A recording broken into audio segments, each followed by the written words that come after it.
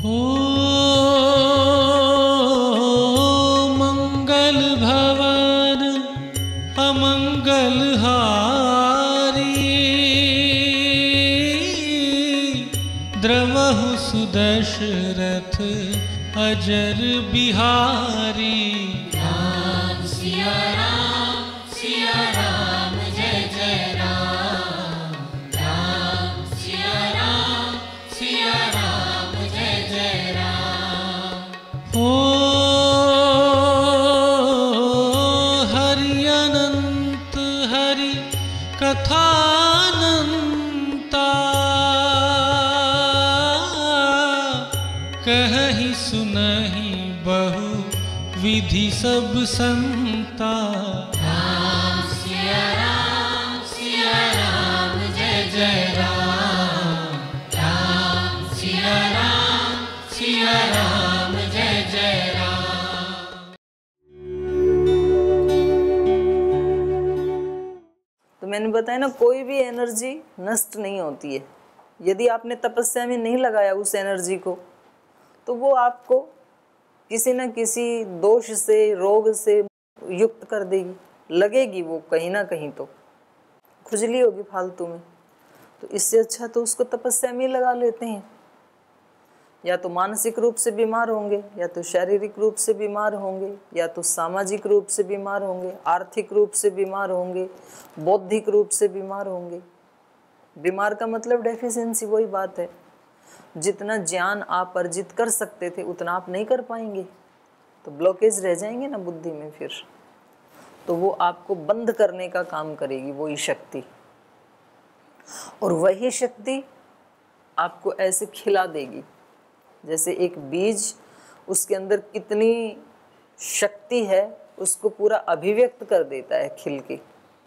और यदि आप उसको ज़मीन में बो नहीं, उसको सींचे नहीं, खाद पानी दे नहीं, संभाल के आराम से अलमारी में रख दो आप, तो बीज बीज ही रहेगा बस। उसके अंदर क्या क्या संभावनाएं थी वो अभिव्यक्त नहीं होंगी। और हो सकता है लंबे समय तक यदि आपने अलमारी में ऐसे ही उसको संजो के रखा तो उसमें कोई कीड़ा लग के वो नष्ट भी हो सकता है। पर यदि आपने उसको ज़मीन में बो दिया और बीज ने अपने आप को मिटा दिया, मिट्टी में मिल गया वो, तो निश्चित रूप से अंकुर फूटेगा। और उसमें कितनी संभावनाएं हैं, हो सकता है कि वो बहुत विशाल वट वृक्ष बन जाए, जिसकी छांव में लाखों लोगों को शरण मिले, आने जाने वालों को। तो ये सारी शक्ति आप सब आत्माओं के अंदर है, और वो अभिव्यक्त ऐसे ही होती है, धीरे धीरे, सहज रूप से।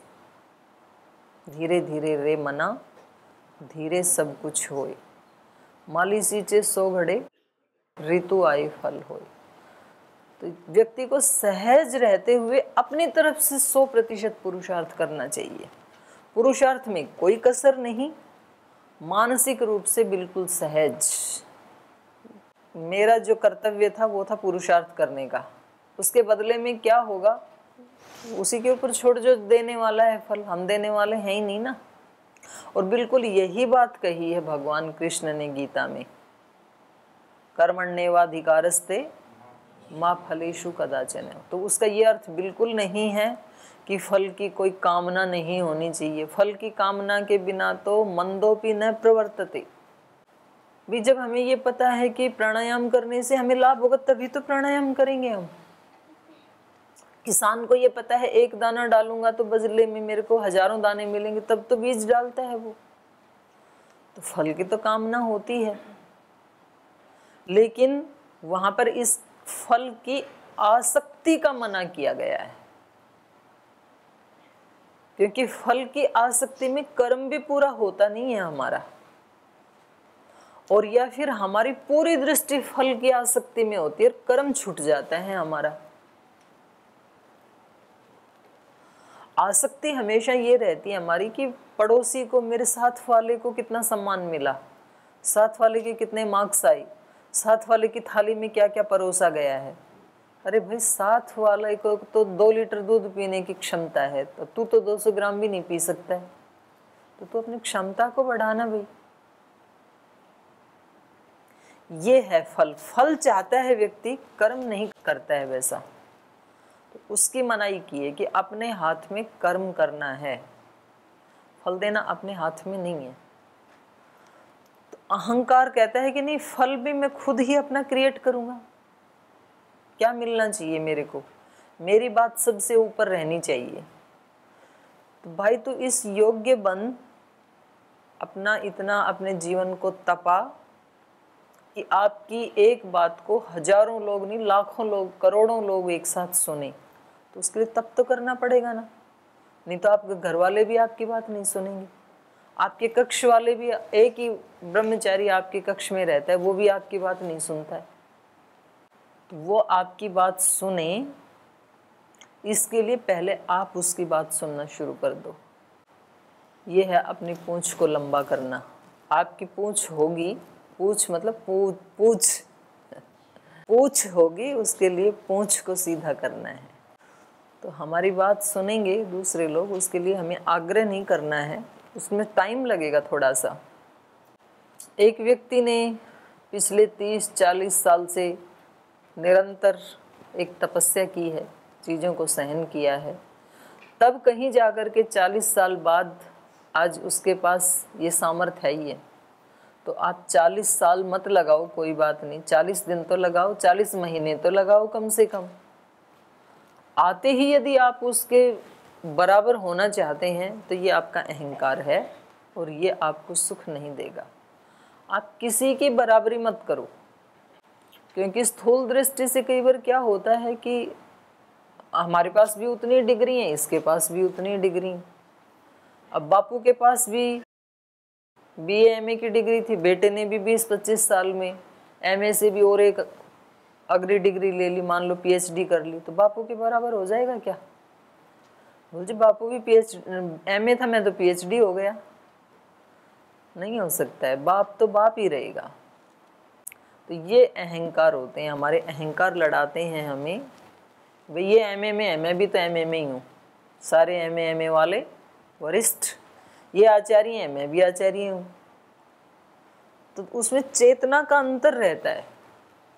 बाहर से कई बार समानता दिखते हुए भी आंतरिक रूप से अंतर होता है, और हमें कहीं थोड़ा सा भी किसी में, छोटे में भी कोई अच्छी चीज़ दिखे तो उसका हमें सम्मान करना चाहिए, और हम सम्मान करेंगे तो दूसरे जरूर हमारा सम्मान करेंगे।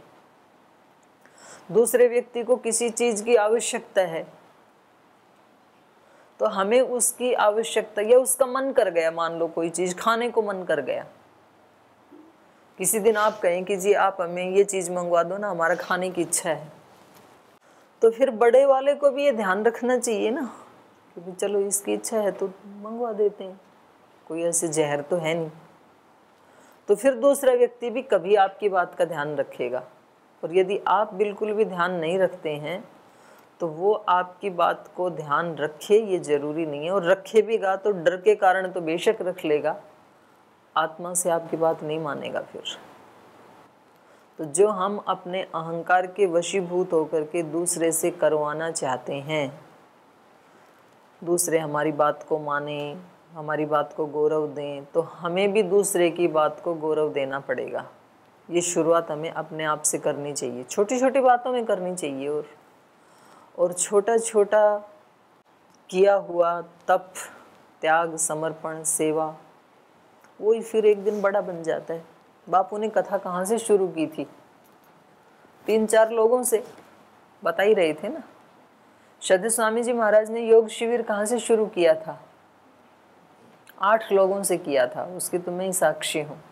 उधर कनखल में 8 लोग आते थे, जगह ही इतनी थी। मुश्किल से जो लाल बिल्डिंग के सामने वाला जो हॉल है, कई लोगों से दान दून लेकर के, और फिर वहाँ पर टॉयलेट बनाए थे, 7-8 शंख प्रक्षालन करवाना था महाराज जी को, और योग करवाने के लिए एक हॉल, क्योंकि लाल बिल्डिंग में तो कोई हॉल है नहीं, तो योग कहाँ कराएं? सब समय तो मौसम अनुकूल नहीं होता है, धूप भी होती है, बारिश भी होती है, और कई दिन फिर हॉल की दीवारें बन गई, छत डालने के लिए नहीं था। वहाँ से शुरुआत हुई थी। दर्शन वर्ग में हमने 5 विद्यार्थियों से ये वर्ग शुरू किया था, क्योंकि कुछ ऐसे विद्यार्थी आए महाराज जी के आह्वान करने पर कि जिनको व्याकरण पढ़ने में कठिनाई होती थी या तो उनकी इच्छा नहीं थी, उनकी इच्छा थी हम तो सेवा करने आए, हम तो सेवा करेंगे। तो कई बार व्यक्ति में सामर्थ्य होते हुए भी वो विद्या पढ़ता नहीं है क्योंकि रुचि नहीं है। माने इसका बिल्कुल ही अभिप्राय नहीं है कि कोई व्यक्ति व्याकरण नहीं पढ़ रहा है तो वो बुद्धि से हीन है, ऐसा नहीं है, बिल्कुल भी रुचि नहीं है उसकी। कोई व्यक्ति दर्शन नहीं पढ़ रहा है इसका मतलब वो आध्यात्मिक नहीं है, ये अभिप्राय बिल्कुल भी नहीं है। या कोई वेद दर्शन उपनिषद गीता नहीं पढ़ रहा है इसका मतलब वो बिल्कुल एक दूसरे रास्ते पे जान, ऐसा नहीं है। ठीक है, उसको लगता है मेरे पास, ठीक है। तो उन्होंने कहा हम तो सेवा करेंगे केवल। उनको सेवा के लिए भेजा संगठन में। संगठन वालों ने उनकी बात सुनी नहीं। बोले तुम कब आए हो गुरुकुल में? बोले हम तो अभी आए 6 महीने पहले। बोले तुम्हारे से ज़्यादा तो महाराज जी की बात हम जानते हैं, हम 5 साल से सुन रहे हैं महाराज जी को, 10 साल से सुन रहे हैं, तुम क्या समझाओगे हमें? वो बेचारे गए तो थे देश बदलने के लिए, वो खुद ही बदल के आ गए। बोलते कोई तो सुनता नहीं है हमारी बात, तो हम वहाँ गए, वो प्रभारी भी ऐसा है, वो प्रभारी भी ऐसा है। तो महाराज जी ने कहा बेटा तुम पढ़ो थोड़े दिन। बोल जी हमारी तो रुचि नहीं है पढ़ने की। तो फिर महाराज जी ने मेरे को कहा कि इनको थोड़ा दर्शन उपनिषद गीता थोड़ा थोड़ा इनको बता दो ताकि ये संगठन की दृष्टि से थोड़ा इनके पास कुछ थोड़ा साधना का बल हो, थोड़ा साहित्य का, अपने आर्ष साहित्य का बल हो, तो इनकी बात को कोई सुन ले या अपनी बात को प्रामाणिकता से कहें। तो ऐसे शुरू हुआ था। तो वो पूरा एक डिपार्टमेंट ही बन गया फिर। तो चीज़ें थोड़े थोड़े से शुरू करनी चाहिए व्यक्ति को, जहाँ खड़े हैं वहाँ से ही। अपने अहंकार को तोड़ने के लिए यदि आपको प्रैक्टिस करनी है तो कम से कम आपको दिन में 50 अवसर मिल जाएंगे ऐसे। जब आपको अच्छा नहीं लगेगा लेकिन आप वहाँ पर बैक गियर लगा लो, क्योंकि आपको अध्यात्म की लंबी छलांग लगानी है। जिसको लॉन्ग जंप करना होता है तो पहले हटना पड़ता है पीछे, और पीछे से हट के काफ़ी दूर, मतलब छलांग यहाँ से लगानी है और वो व्यक्ति चला जाता है 100 मीटर पीछे। अब उससे कोई पीछे पूछे कि 100 मीटर क्यों गए, तेरे को यहाँ लगानी है तो यहाँ से बल लगाना। तू कितना भी बल लगा लो, यहाँ खड़ा खड़ा कभी भी वो 15-20 फीट लॉन्ग जंप या 7-8 फीट हाई जंप नहीं कूद सकता है। पहले पीछे जाना ही पड़ेगा, क्योंकि पीछे जाएगा तो ही शरीर में प्रवाह बनेगा गति का। तो गति 100-150 मीटर पीछे से होगी, वही नहीं होगी। आपको यदि अध्यात्म की छलांग लगानी है तो पहले आपको बैक गियर लगाना पड़ेगा। उसमें विनम्रता भी आती है, उसमें सेवा भी आती है, उसमें समर्पण भी आता है, ये सब बैक गियर हैं। और फिर आपका एक प्रवाह बन जाएगा, फिर आप एकदम से ऐसे छलांग लगा दोगे। कई लोगों ने पूछा, बोले ये हमने आशाराम बापू का नाम सुना था, हमने मुरारी बापू का नाम सुना था, और 2-4 का हमने नाम सुना था, ये बीच में बाबा रामदेव जी कहाँ से आ गए? इनको तो कभी सुना ही नहीं हमने। एकदम से कैसे एंट्री हो गई इनकी? एकदम से नहीं हुई है, वो लगे हुए थे पहले 20-30 साल से लगे हुए थे, पता नहीं चला बैक गियर का। तो अभी आप अपने आप को पीछे रख करके जो तप कर रहे हैं, पुरुषार्थ करते हैं, यम नियमों का पालन करते हैं, ये वो प्रवाह बनाने के लिए है। इसलिए आप में से अगर आपको थोड़ी भी समझ हो, अपनी दिनचर्या को एक दिन भी मिस मत करना। बहुत अच्छी बात बता रही हूँ मैं आपको।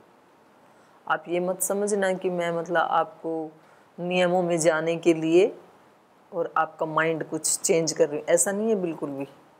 ये मैं आपको बिल्कुल सच्ची और बिल्कुल पक्की बात बता रही हूँ। आप यदि 1-2 साल एक दिन भी मिस किए बिना अपनी कक्षा, अपनी पढ़ाई, अपनी दिनचर्या, अगर आपने ऐसा प्रवाह अपने जीवन में बना लिया, आप एकदम से छलांग लगा जाएंगे। आप में से कईयों को ये लगता होगा ना जी वो भीड़ में होता ही नहीं है हमारे से, हम अकेले में बहुत अच्छा कर लेते हैं।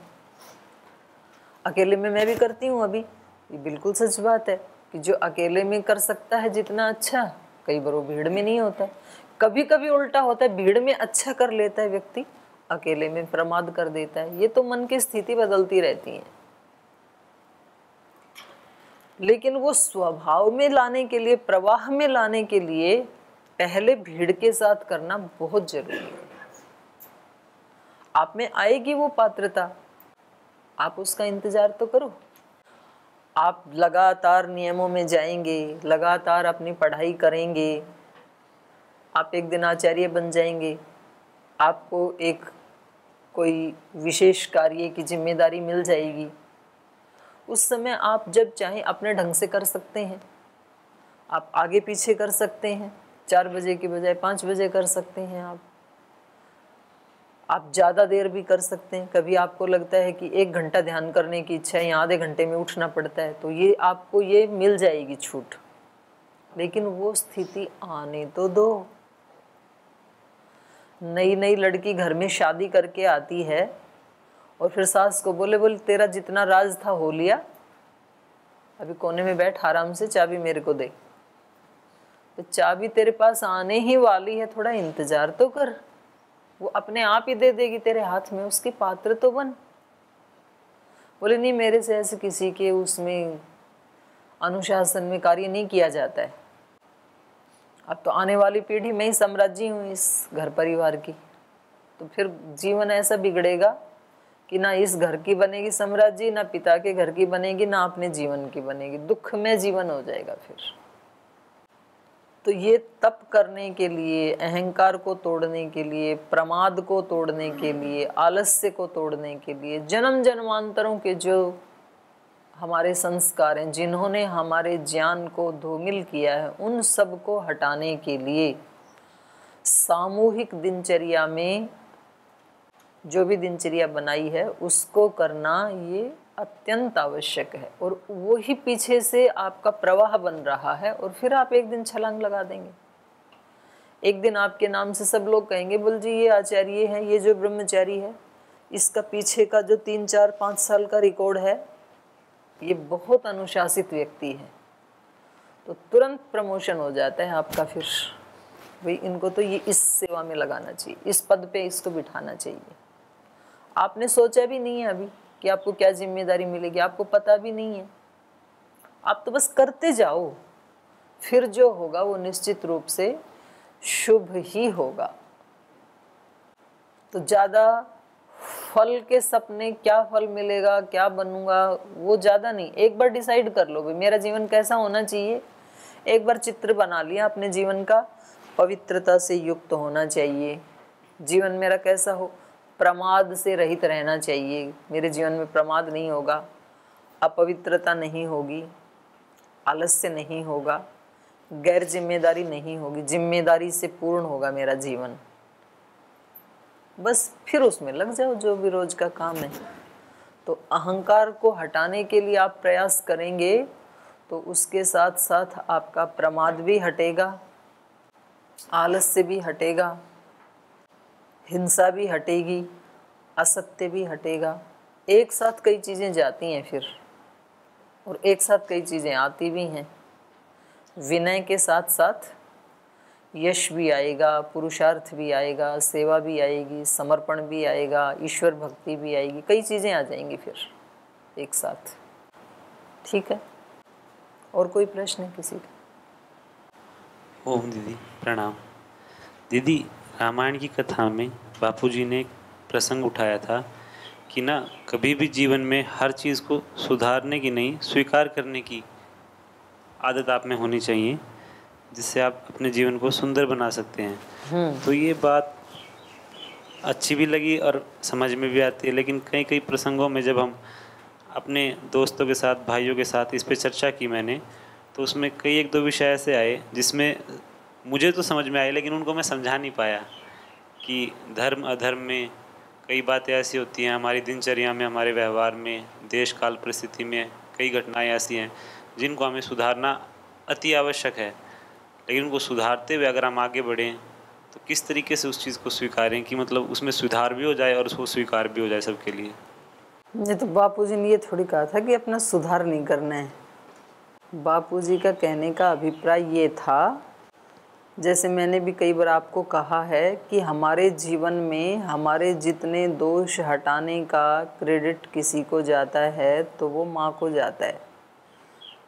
एक माँ अपने बच्चे के बहुत सारे दोष हटा सकती है, लेकिन वो हटाती कैसे है? समाज सुधारक बन के हटाती है क्या? अगर वो समाज सुधारक की तरह से उसको उपदेश देने लगे तो कभी भी अपने बच्चे का सुधार ना कर सके। मैंने भी आपको बताया था एक दिन कि कभी भी हम कनेक्ट हुए बिना करेक्ट नहीं कर सकते किसी को। तो कनेक्ट होने का मतलब है स्वीकार करना। बच्चा गलत कुसंग में पड़ गया, बीड़ी सिगरेट पीने लग गया, शराब भी पीने लग गया, पी करके आता है, गलत लोगों के साथ रहने लग गया, तो माँ उसको जब वो घर आता है तो दरवाजे बंद नहीं करती, धक्के नहीं मारती है, पहले उसको स्वीकार करती है। ठीक है, जैसा भी है तो मेरा ही ना, गलत आदत में पड़ गया तो इसको मैं ठीक करूँगी। और वो मान लो बेहोश होकर के आता है तो उसको, गिर जा रहा है तो उसको उठा करके बेड पे भी सुलाती है। और जब उसकी शराब का नशा उतरता है तो उसको खाना भी खिलाती है, बेटा तू स्नान कर ले, खाना खा ले। और जब वो खाना खा रहा होता है तब बड़े प्रेम से समझाती है उसको कि देखो अपने कुल खानदान में किसी ने कभी ये नशा आदि नहीं किया, कोई गलत रास्ते पे नहीं चले, तू उस कुल खानदान का बच्चा है, तो ये बेटा अपने लिए ये ठीक नहीं है, तू ही हमारे कुल का दीपक है, तेरे ऊपर हमारे बहुत सारे अरमान हैं, तेरे ऊपर ऋषियों के बहुत सारे अरमान हैं, बहुत सारी दिव्य शक्तियाँ तेरी तरफ देख रही हैं। ऐसे उसे उसको उभारती है उससे। तो इसको बापू कहते हैं स्वीकार करना। बापू का स्वभाव होता है सुधारक का। तो कहता है आज के बाद अगर इस घर में शराब पी के आया तो तेरी टांग तोड़ दी जाएंगी और दरवाजे बंद हो जाएंगे, सुधर जा, तेरे को बता दिया है। तो वो सुधरता तो है ही नहीं, बापू की उपेक्षा भी करने लग जाता है बच्चा। तो इसलिए सुधारक से बड़ा होता है स्वीकारक। पहले चीजों को स्वीकार करें। डॉक्टर जाते ही रोगी को धमकाना शुरू कर दे कि भुगतो अब अपने कर्मों का फल, आपने की थी ना त्रुटियां, तो भोग अब क्यों आए हो मेरे पास। ऐसा तो डॉक्टर कभी नहीं करता है। डॉक्टर पहले उसको स्वीकार करता है, उसको एडमिट करता है और स्वीकार करके फिर उसके रोग को सुधारता है, उसके शरीर को सुधारता है। तो बापू ने कहा था कि ज़्यादा सुधारक बनने की होड़ में जल्दबाजी मत करना कि मुझे दुनिया सुधारनी है, दूसरा व्यक्ति सुधारना है, ये गुरुकुल वाले सुधारने हैं, ये सब ब्रह्मचारी सन्यासी सब इनका सुधार करना है। ये यदि भाव है तो सुधार होगा नहीं। पहले स्वीकार करो, जैसे भी हैं मेरे हैं, मेरा परिवार है, ये उनकी सहायता करना मेरी जिम्मेदारी बनती है, मेरा कर्तव्य बनता है। और इस भाव से जब हम सबको स्वीकार करते हैं तो निश्चित रूप से फिर वो अपने दोषों को दूर भी करते हैं। ये बापू का अभिप्राय था। अपने भी दोषों को कई बार व्यक्ति स्वीकार नहीं करता है, बोले मैं इस चीज़ को बिल्कुल सहन नहीं कर सकता हूँ, मेरे से ये भूल हुई क्यों, कैसे हो गई, मैं अपने आप को माफ़ नहीं कर सकता हूँ, ऐसे बोलता है व्यक्ति खुद को भी। तो भाई माफ़ नहीं करेगा तो तेरा कभी भी सुधार नहीं होगा। माफ़ तो करना पड़ेगा, अपने आप को भी माफ़ कर, दूसरों को भी माफ़ कर। और अब इससे निकलें कैसे, उसका उपाय सोचो कि अभी मेरे को अच्छा कैसे बनना है। तो अपने आप को भी हमें स्वीकार करना चाहिए। स्वीकार करना बहुत बड़ा मंत्र है। अस्वीकार करना सारी लड़ाई झगड़ों की जड़ है। चीज़ें जैसी हैं उसको हम स्वीकार नहीं करते हैं। सास बहू को स्वीकार नहीं करती, बहू सास को स्वीकार नहीं करती है, झगड़ा ही झगड़ा। और यदि दोनों को स्वीकार कर लें, भाई अब रहना सारी जिंदगी इन्हीं के पास है, तो कोई बात नहीं, धीरे धीरे ठीक हो जाएगी। तो थोड़े दिन में दोनों की अंडरस्टैंडिंग बन जाएगी, माँ बेटी की तरह बड़े आनंद से रह सकती हैं।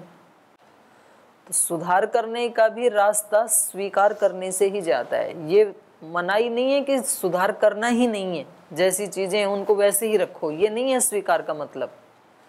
डॉक्टर ने स्वीकार कर लिया और अब वो रोगी जैसा रोगी था वैसा ही पड़ा रहेगा, ऐसा नहीं है। वो उसको चीरा मारने ही वाला है, काटने ही वाला है, लेकिन काटने से पहले स्वीकार करना होता है। तो हमें सुधार एक दूसरे का करना ही है। जिसकी जो गलत आदत है उसको हमें हटाना ही है, लेकिन हटाने से पहले उसको आत्मा से स्वीकार करना है, हृदय से स्वीकार करना है, भावनात्मक दृष्टि से स्वीकार करना है। तो ही हम किसी का सुधार कर सकते हैं और अपना भी तभी कर सकते हैं। भाई मैं जैसा भी हूँ, प्रभु जी मेरे अवगुण चित्त ना धरो। तो ये भाव आएगा ही तब कि मैं जैसा भी हूँ तो आपका ही ना। तो चलो आज तक मैंने नहीं सुधार किया अपना, आज कर लेता हूँ, आज से आपकी शरण में आ गया हूँ। और फिर छोटा छोटा उस रास्ते पे एक एक कदम बढ़ाना शुरू करता है, सुधर जाता है व्यक्ति। कौन है इस धरती पे जिसमें कोई भी दोष ना हो? कोई भी नहीं है, क्योंकि कोई भी दोष नहीं होता तो वो व्यक्ति मुक्त होता, फिर यहाँ नहीं रहता। और कौन है ऐसा व्यक्ति जिसमें कोई भी गुण ना हो? हर व्यक्ति में कोई ना कोई गुण है, कोई ना कोई खूबी है, पर उस खूबी को पहले वो खुद पहचाने, क्योंकि दूसरे ना पहचाने तो ना सही, खुद तो पहचाने अपनी वाली को और उसको बढ़ाए फिर खूब। और खूब बढ़ जाएगी तो दूसरे भी पहचान लेंगे, शुरू में दूसरे नहीं पहचानेंगे। तो चलिए, आज समय हो गया प्रश्न उत्तर में ही, इसको प्रसंग को फिर कल हम पढ़ेंगे। आज यहीं विराम लेते हैं।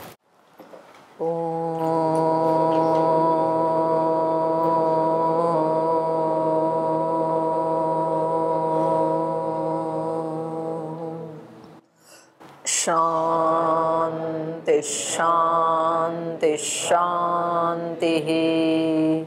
श्री गुरुभ्यो नमः। हरि के नाते से सब नाते, इससे सभी सुहाते। हरि के नाते से सब नाते, इससे सभी सुहाते।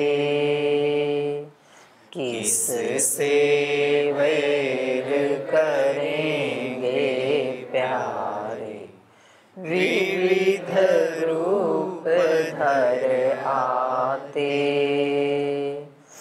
किससे वैर करेंगे प्यारे, विविध रूप धर आते। स्वार्थ बिना जो सबकी सेवा करते नहीं आघाते। स्वार्थ बिना जो सबकी सेवा करते नहीं आघाते।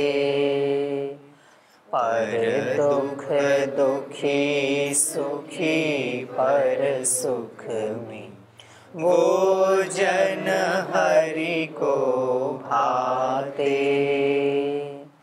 पर दुख दुखी सुखी पर सुख में, वो जन हरि को भाते। हरि के नाते से सब नाते, इससे सभी सुहाते। किससे वैर करेंगे प्यारे, विविध रूप धर आते। विविध रूप धर आते। विविध रूप धर आते।